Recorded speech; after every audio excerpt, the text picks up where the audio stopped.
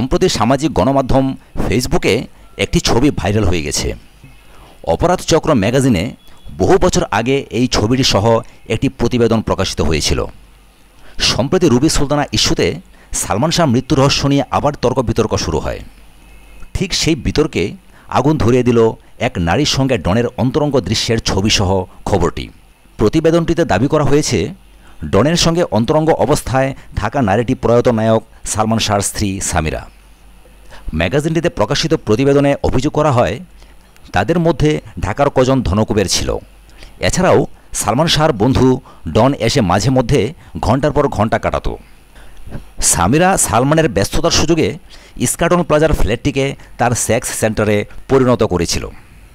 প্রতিবেদনে আরও দাবি করা হয় যে মদ বিয়ারে আসক্ত ছিল সামিরা। আজিজ মোহাম্মদ ভাইসহ অসংখ্য ব্যাড পার্টনার ছিল তার। সামিরা দিনের পর দিন বিকৃত যৌনতা চালিয়ে যৌন সুখ লাভ করত। চট্টগ্রাম থেকে তার কলেজ জীবনের প্রেমিক রনিকে ডেকে আনত মাঝে মধ্যে।